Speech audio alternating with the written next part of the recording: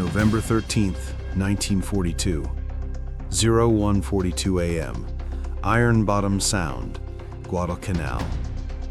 The black water steams with cordite and burning oil. Salt spray lashes your face like buckshot. You taste blood, diesel, and fear. A searchlight stabs the dark, pinning USS Laffey in a white cone. 20 yards away, the Japanese battleship Hiei towers, her pagoda mast a jagged silhouette against the moonless sky. 14-inch guns yawn open, muzzles still glowing from the last broadside. On Laffey's bridge, Lieutenant Commander Edward J. Bullet Burke grips the voice tube. His knuckles bleach. "Range? 200 yards, sir. Closing fast." Burke's laugh is a cracked thing. "That's point blank for a 5-incher. All guns, rapid fire, bridge and superstructure. Give her hell." The destroyer's 5-inch .38s roar. Muzzle flashes strobe the night. Shells slam into Hiei's bridge at 2,600 feet per second. Glass shatters, steel peels. A Japanese signalman spins, chest blooming red, and tumbles into the sea. Hiei's secondary batteries answer. 6-inch shells howl past Laffey's stack, close enough to singe paint. One punches through the torpedo deck, detonating in the galley. The blast flings mess tables like toys. A cook's body cartwheels over the rail. Yet Laffey holds course, 32 knots straight at the monster. Her wake boils white. Torpedo men below decks wrestle Mark 15 fish into tubes, sweat stinging their eyes. "Flood tubes 1 and 3. Above, Burke leans into the Polaris. "Steady, steady." Hiei's captain, Vice Admiral Hiroaki Abe, staggers on the compass bridge. Blood streams from a shrapnel gash across his forehead. Through cracked binoculars, he watches the American destroyer charge like a terrier at a bear. "Signal flagship! Enemy destroyer ramming distance!" But Hiei's turrets can't depress low enough. The battleship's 14-inch guns point uselessly at the stars. Hiei fires again. Another salvo rips into Hiei's bridge wings. The battleship's fire control director disintegrates in a shower of sparks. Abe stares at the burning ruin of his bridge. 6 American destroyers, 5,000 tons each, are dismantling his 32,000-ton dreadnought. He turns to his chief of staff. "Signal Kondo! We are blinded." But the night is young, and the American wolves are still hungry. 1:51 a.m. The air itself burns. Hiei lists 3 degrees to port, her bow already kissing the sea. Steam hisses from a dozen wounds. On her forecastle, a 5-inch shell from USS Sterett detonates against the anchor windlass, flinging chain links like shrapnel grenades. Captain Gilbert C. Hoover on Sterrett's bridge wipes blood from his eyes. A splinter took the helmsman's ear clean off. "Range to target? 800 yards, sir. She's turning away." Hoover's grin is feral. "Not fast enough. Torpedo officer, give me a spread, full pattern." Below, torpedoman 2nd Class Anthony or Tony Rizzo slams the firing key. 3 Mark 15 streak out, wakes glowing phosphorescent green. One broaches, porpoises, then dives true. It strikes Hiei just aft of the second turret. A column of water taller than the pagoda mast erupts. The battleship shudders like a wounded beast. Abe thrown to the deck, claws for the voice tube. Engine room full astern. But the engine telegraph is dead, wires severed by American 5-inch fire. Hiei's screws churn uselessly. Across the Sound, USS O'Bannon, Commander William D. Brown at the con, slides in on Hiei's starboard quarter. Brown's orders are clipped, almost bored. Guns, continuous fire, walk it up the deck. O'Bannon's 5-inch .38 spit 55-pound shells every 3 seconds. They stitch a line from Hiei's boat deck to her aircraft catapult. A ready-used locker of 25mm ammunition cooks off, secondary explosions rippling like firecrackers. Japanese sailors scream, silhouetted against the flames. One leaps overboard, uniform ablaze. On Atlanta, Rear Admiral Norman Scott watches through binoculars. His flagship's searchlights are dark. He wants no beacon for the enemy. Signal Laffey and Sterrett. Converge on the battleship's stern. We finish this. But Atlanta's own troubles are closing in. From the north, the Japanese destroyer Akachiki slices through the smoke, her 5-inch guns winking. The first salvo straddles Atlanta. One shell punches through the anti-aircraft director, decapitating the gunnery officer. Scott staggers as the bridge lurches. Counter battery, hard right rudder. Atlanta's 5-inch batteries swivel, lock, fire. Akachiki's bridge erupts in orange. The destroyer veers, burning, and rams her sister ship Ikadzuki. Steel screams. In the chaos, USS Cushing, Lieutenant Commander Edward N. Parker commanding, ghosts along Hiei's port beam. Parker's voice is hoarse over the 1MC. Torpedoes, fire 1. A single fish leaps, runs hot and true. It slams into Hiei's rudder post. The battleship's stern kicks sideways, steering gone. Parker pumps a fist. She's a dead duck now. But Hiei is not alone. Vice Admiral Abe's second battleship, Kirishima, looms out of the dark, 14-inch guns tracking. Her first broadside is a thunderclap. The shells arc high, then plunge. One strikes Cushing amidships. The destroyer lifts, breaks in half, and sinks in 40 seconds. Parker is last seen clinging to the bridge wing, saluting as the sea takes him. Sterrett takes the next salvo. A 14-inch shell penetrates her engine room, exploding in a white-hot bloom. Steam scalds the black gang alive. She limps away, dead in the water. O'Bannon dodges between the burning wrecks, her guns still hammering Hiei. A Japanese 6-inch shell finds her torpedo mount. The warheads cook off. The blast flings O'Bannon's bow 20 feet in the air. She settles, burning, but her guns never stop. Abe, on Hiei's shattered bridge, stares at the carnage. 4 of his destroyers are gone. Akachiki, Ikadzuki, Yudichi, Harusame, sunk or burning. His flagship is blind, rudderless, flooding. He turns to his navigator. Signal Kondo, bombardment canceled. But the Americans smell blood. Laffey, her deck slicked with blood and oil, circles back for a third pass. Burke's voice is raw. Guns, one more for the road. The final salvo rips into Hiei's waterline. A shell finds the forward magazine. The explosion is cataclysmic. Hiei's bow lifts, then slams down, broken. Abe is thrown into the sea. He surfaces once, sees his battleship dying, then vanishes beneath a wave of burning oil. Dawn is still 4 hours away, and the Solomons are now an American lake. 0417 a.m. The sky bruises purple over Savo Island. The sea is a graveyard of glowing oil slicks and floating bodies. Hiei's stern juts from the water like a broken cathedral, her screws still turning in death throes. On USS Laffey's forecastle, Seaman First Class Vincent Vinnie Moretti ties a tourniquet around his own thigh, shrapnel having torn the muscle to ribbons.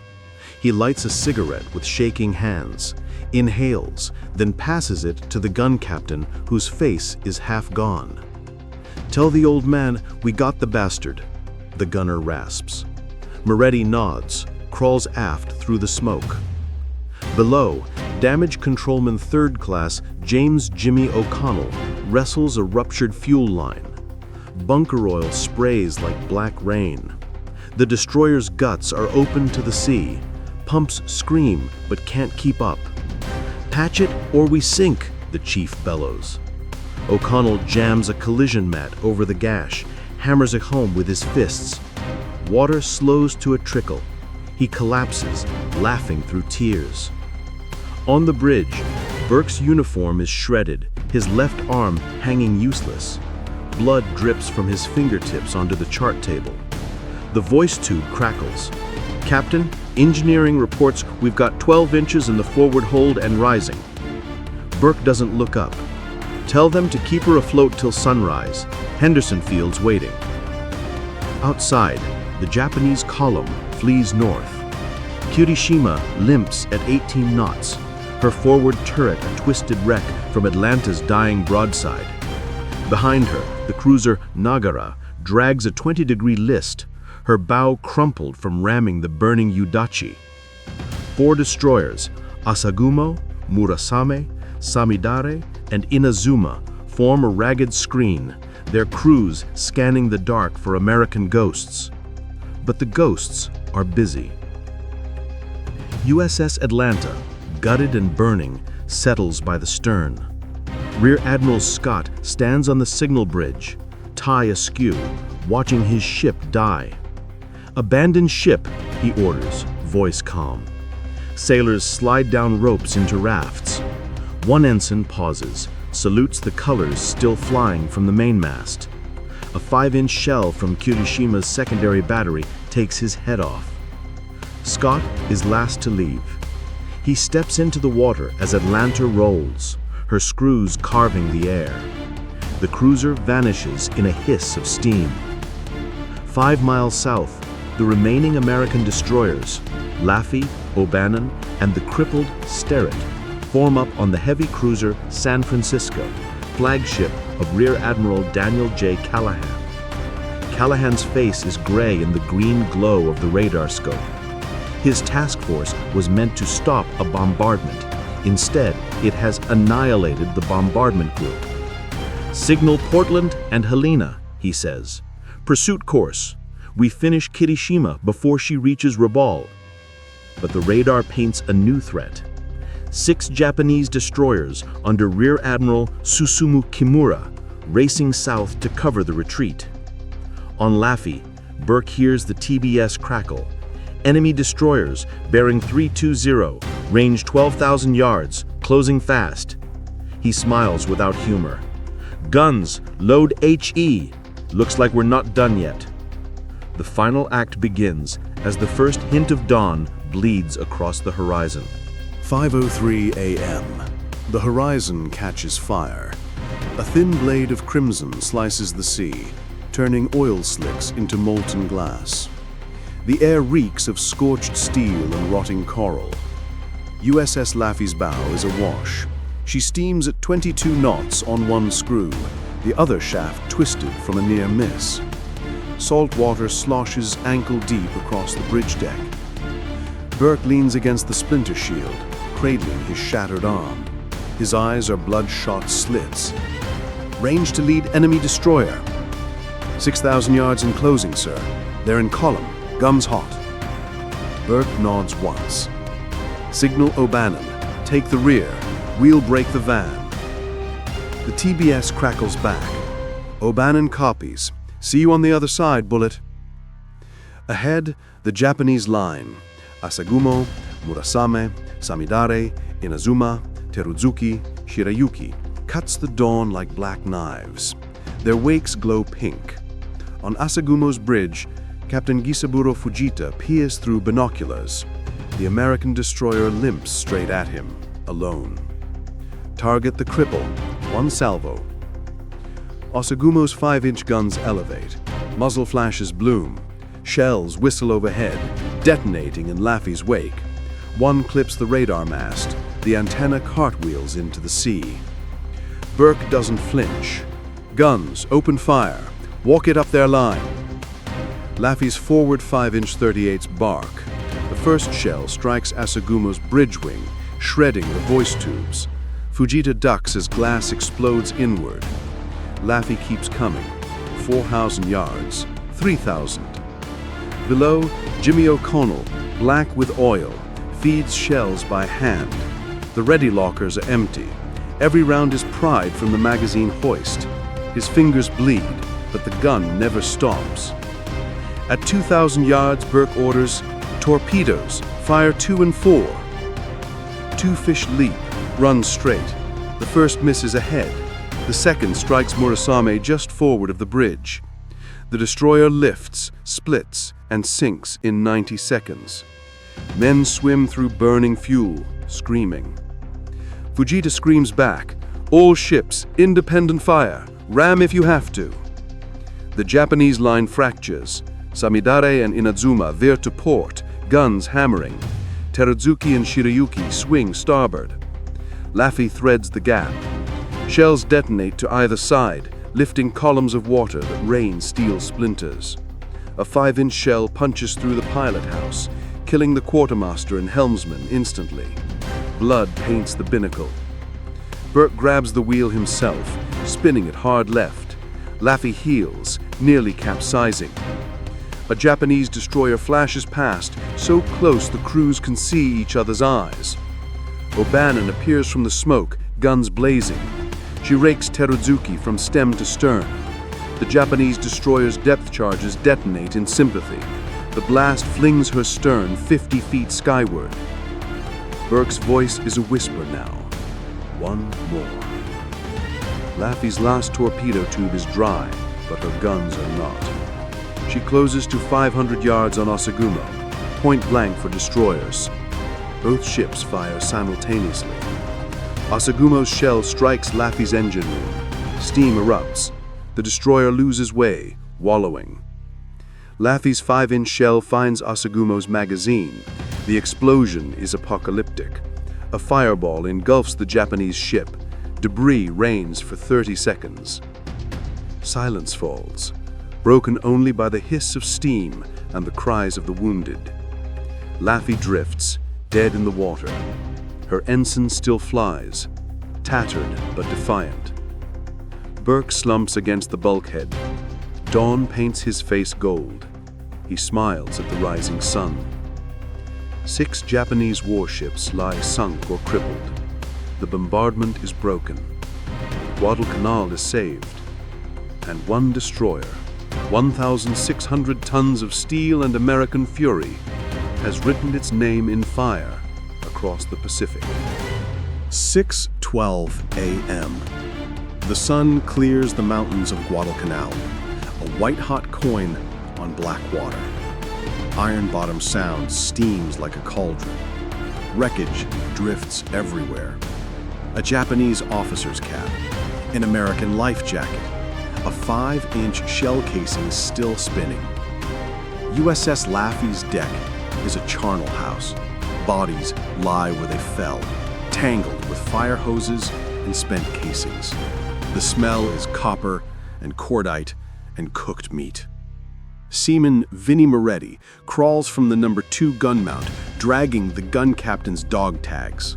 He clips them to a shattered bulkhead, then collapses beside Jimmy O'Connell.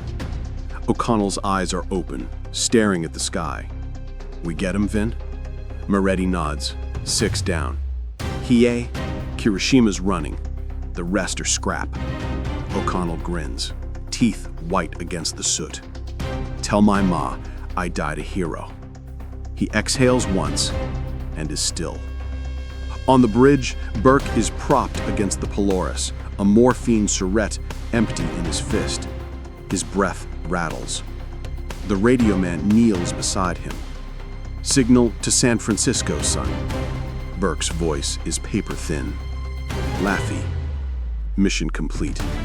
6 enemy warships. Destroyed or crippled. Request tug. The radio man keys the mic, fingers trembling. "Laffey, to any station. Laffey, to any station. We are dead in water, taking water, but still afloat. 6 kills confirmed. Send help." Static. Then Callaghan's voice. Hoarse but steady. "Copy, Laffey. Portland inbound. Hold on." Far to the north, Kirishima limps at 12 knots. Her bow crumpled, one screw gone. Captain Sanji Iwabuchi stands on the compass bridge, staring south. His gunnery officer reports, "Sir, Hiei is gone. Osagumo, Murasame, Teruzuki, confirmed sunk. Samadare and Inazuma are picking up survivors. We are alone." Iwabuchi closes his eyes. Signal to Raval. Bombardment force annihilated. Returning under own power. He does not add the rest. The Solomon's campaign is broken.